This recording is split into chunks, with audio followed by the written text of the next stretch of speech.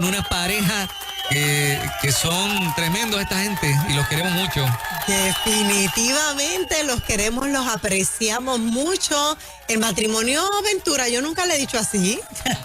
Los Ventura, los Ventura. Los Ventura. Así nos conocen en la iglesia. Los Ventura. así le ¿viste? dicen. Los Y de Ventura. hecho, así está mi Facebook, la familia Ventura. ¿Sí? Mira, lo dije sin saberlo, Sí. así que qué bueno que están acá. Para nosotros siempre es un placer, aprendemos mucho y yo sé que la audiencia también está bien pendiente a las herramientas que ustedes comparten, así que una vez más, bienvenidos.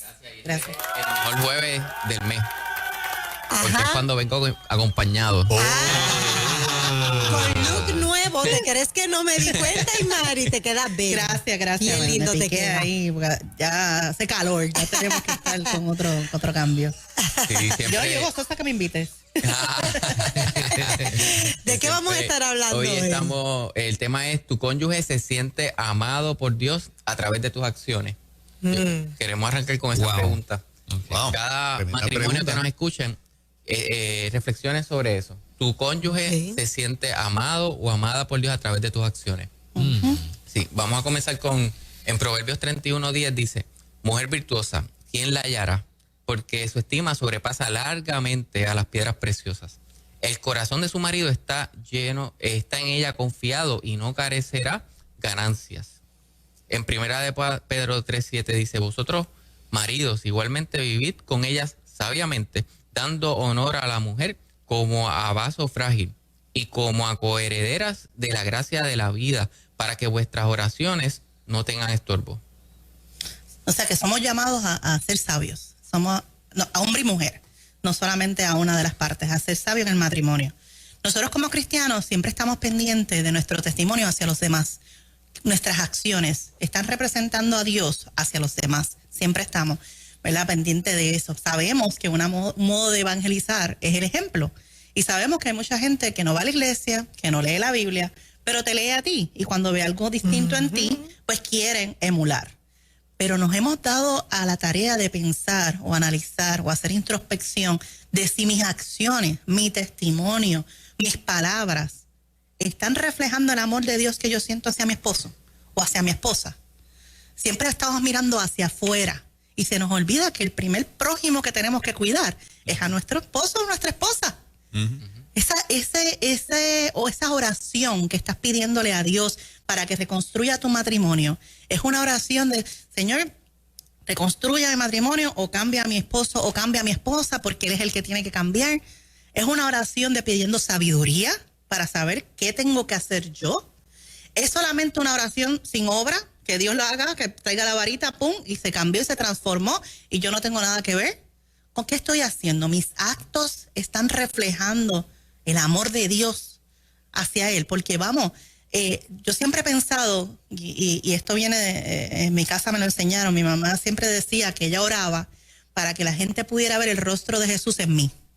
Esa era la forma que ella siempre oraba. Ella decía: yo quiero que la gente cuando te conozca no te vea a ti, vea a Dios. Que cuando tú hables, no sean tus palabras, sean a Dios. Y esa es mi oración.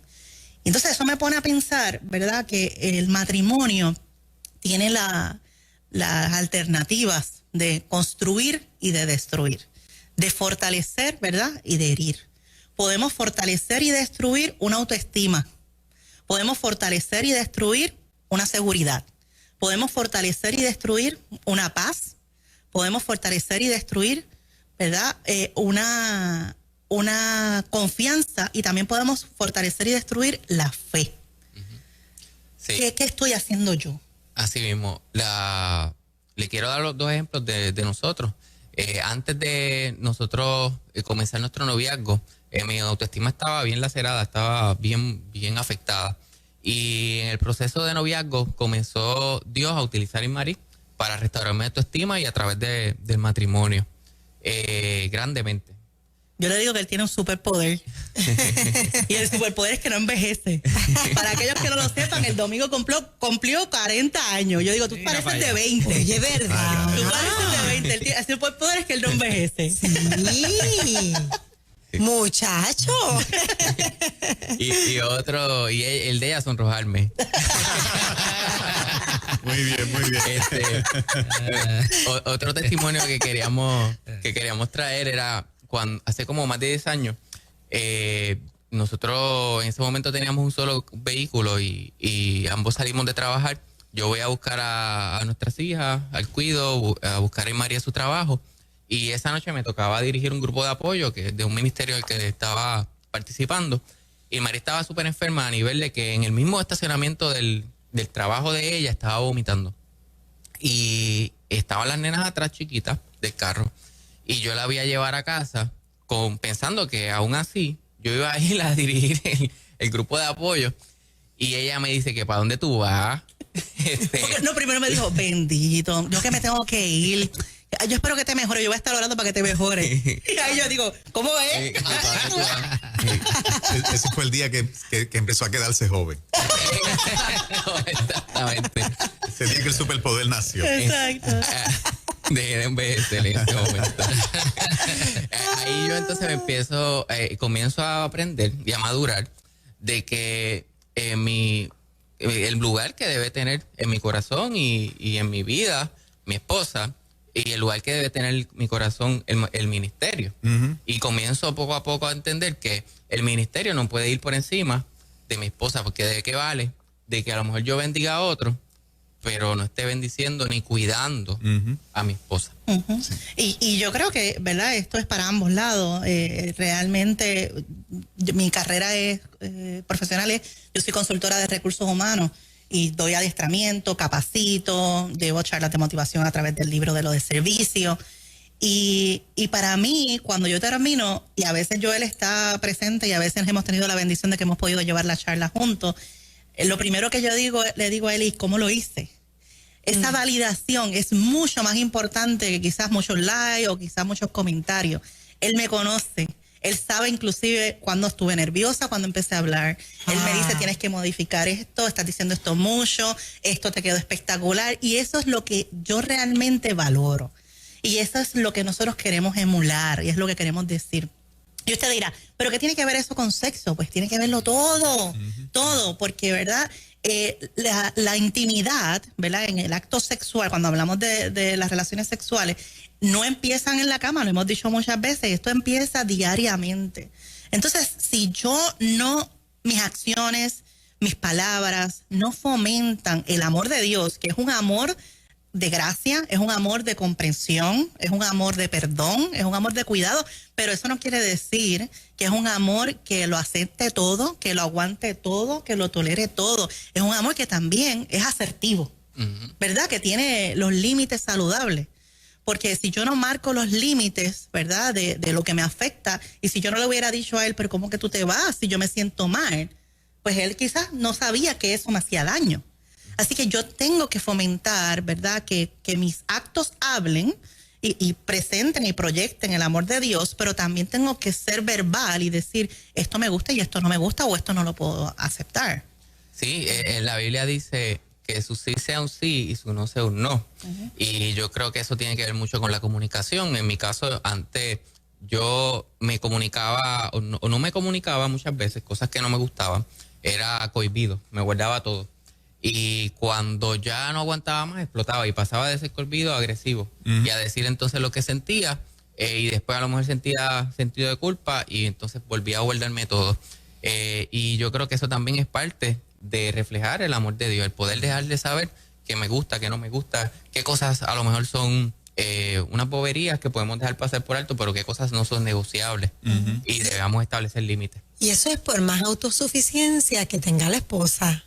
En el caso que estamos trayendo a ella de ejemplo, porque muchas veces los hombres, como ven a la mujer autosuficiente, que hace esto, hace lo otro, tantas cosas a la vez, ella resuelve en lo que yo vengo.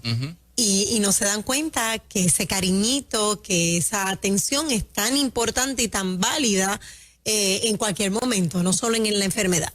Sí. Y ese cuidado que es necesario. Y también el que aún cuando seamos autosuficientes, como tú mencionas, aún cuando podamos, aún cuando seamos independientes, necesitamos sentirnos validados, Definitivo. amados y cuidados. Es como, ¿verdad? Yo siempre he visto, a mí me encanta Jesús, ¿verdad? Y su vida. Y yo digo, mira, Jesús en todo momento buscaba la validación de Dios y oraba y pedía, o sea, como aún sabiendo que era Dios, aún sabiendo su poder, él siempre estaba pendiente. Y cuando estuvo en su carne con miedo, dijo, Señor, mira a ver si puedes quitar de mí este sufrimiento. Él lo pidió y sabiendo todo lo que iba a pasar. O sea que yo creo que aún nosotros, siendo autosuficientes, necesitamos esa validación, necesitamos. Y no es solamente nuestra autoestima, es para nuestra seguridad, es para nuestra tranquilidad. Tú sabes, lo que estamos viendo, ¿verdad? También nos afecta, Joel. Definitivamente, el nosotros ver pornografía destruye la autoestima de nuestro cónyuge. A los hombres y mujeres que nos escuchan, ¿alguna vez le han preguntado a su esposa o a su esposo cómo está afectando el que estén viendo pornografía escondida? Porque he tenido la oportunidad de hablar con mujeres que le han dicho a sus esposos, no me gusta tener relaciones anales, no me lo insinúen ni me lo pidan más.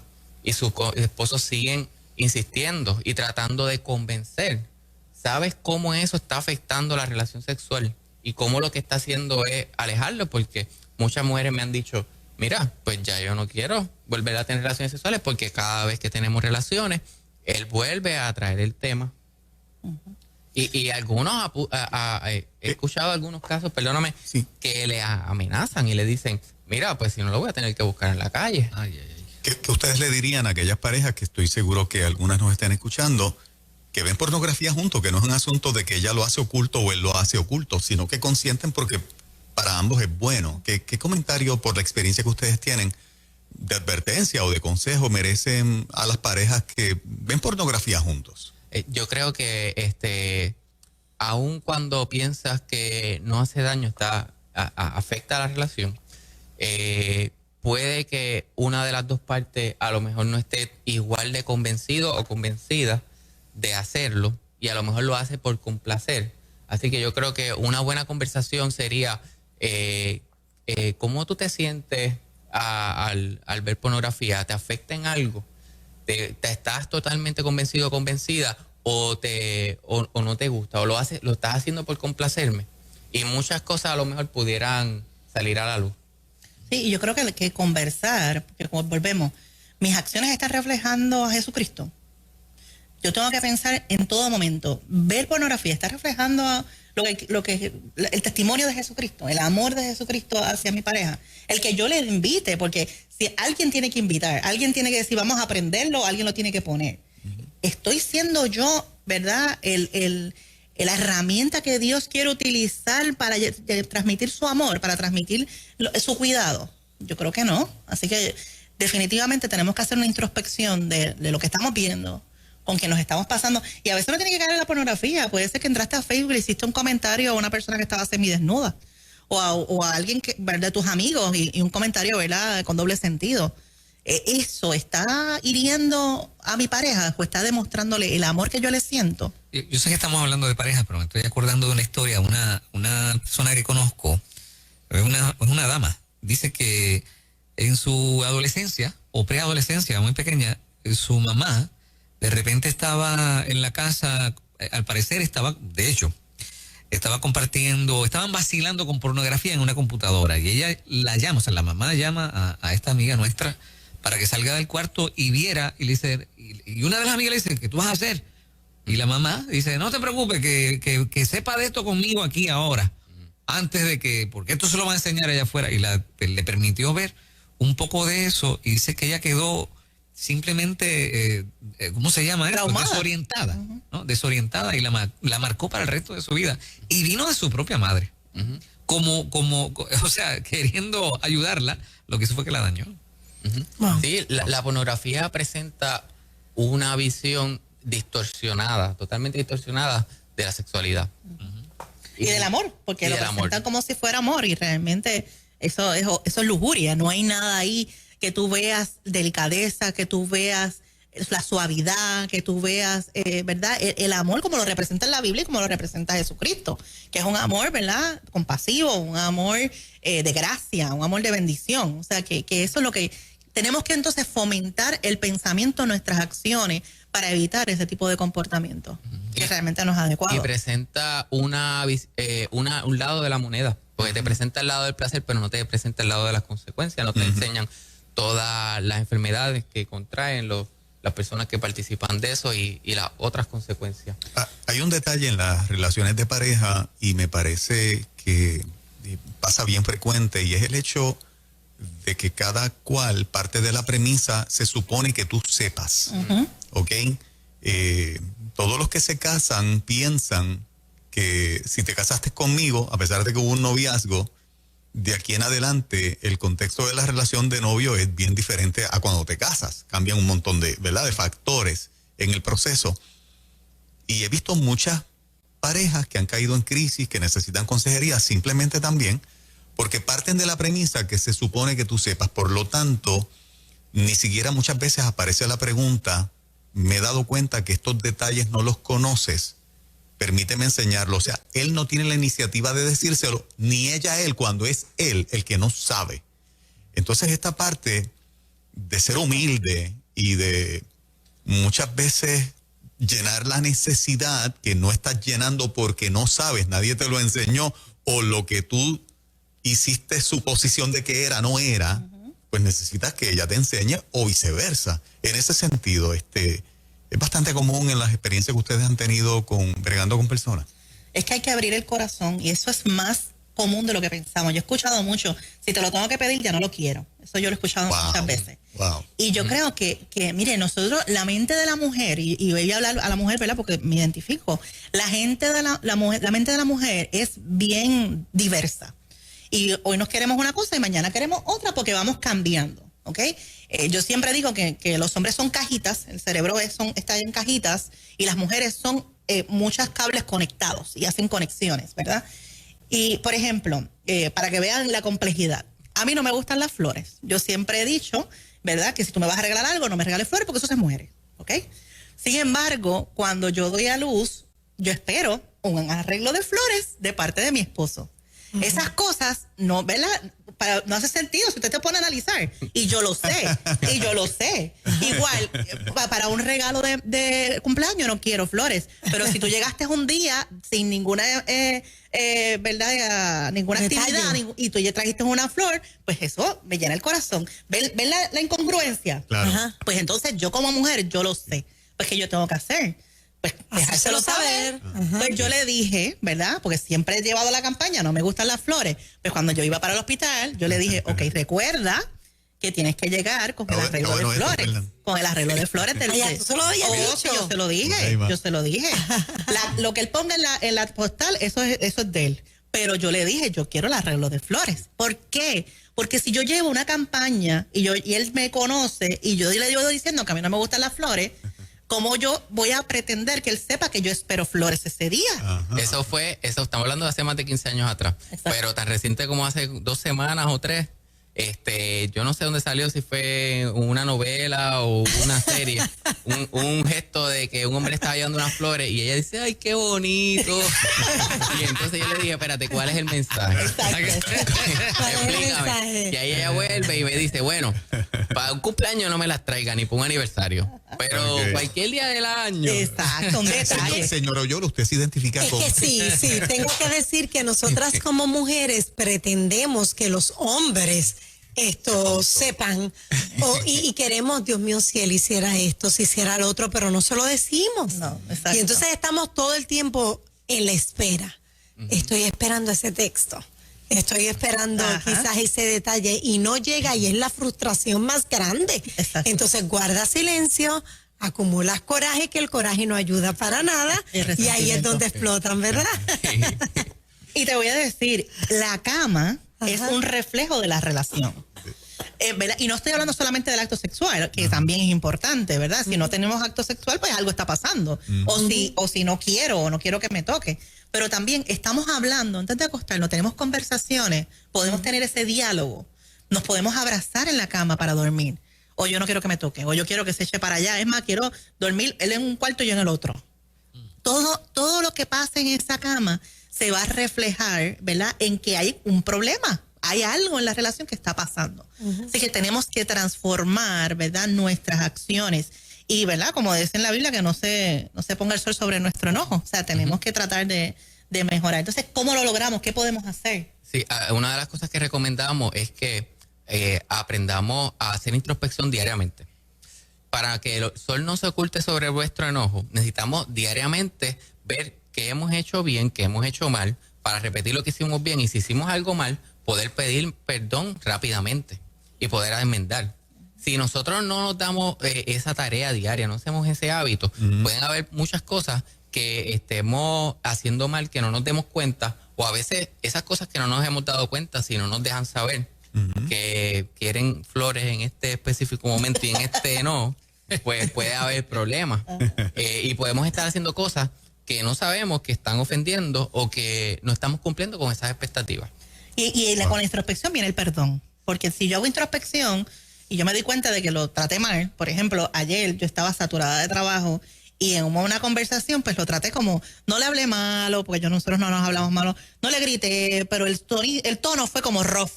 Y yo inmediatamente después le mando un texto, yo, sorry, te traté mal, tú sabes. Pero para eso yo tengo que darme tiempo de analizar, y para eso es diario. ¿Qué hice hoy? ¿Qué hice hoy? Entonces, ¿por qué a tanta gente se le hace tan difícil enviar ese textito, sorry, que puede cambiar tanto? Solamente la palabra disculpa puede cambiar una relación por completo. Y entonces se nos hace tan difícil. Yo no.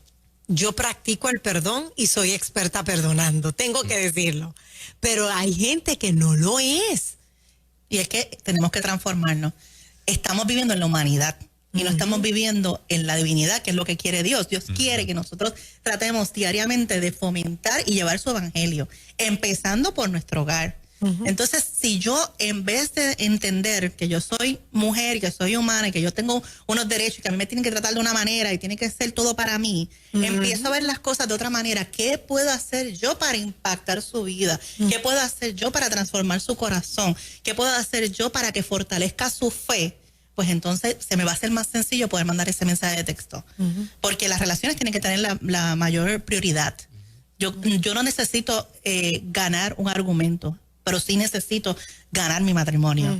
Y eso, yo creo que ahí es donde nosotros tenemos que cambiar y transformar ese paradigma que se nos han enseñado desde pequeño, y es hasta cultural, donde nos han enseñado a que tú tienes que buscar lo tuyo, y tú tienes que, y es más, y si no funciona, pues te divorcias, y si no hace si no te trata bien, pues lo dejas. Pero entonces, ¿qué estás haciendo tú para que el ambiente cambie? ¿Qué estás haciendo tú para que él pueda, o ella, porque a veces es al revés, ¿verdad? Ella también pueda notar que Dios la ama. Sí. También lo espiritual es práctico. Y esto conlleva un hábito, una práctica. Muchas veces yo creo que en la mayoría de las discusiones o situaciones difíciles en el matrimonio o en cualquier relación, casi nunca toda la responsabilidad cae sobre un lado.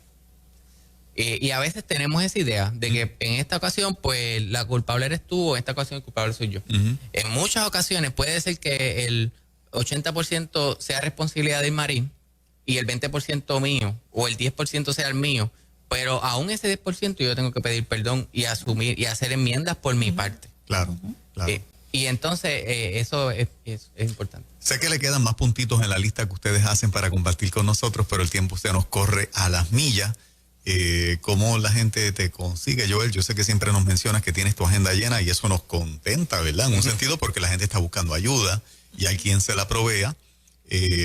¿Cómo hay brequecito, aunque haya que esperar un tiempo para esa cita? Sí, ahora mismo la agenda, la lista de espera está llena.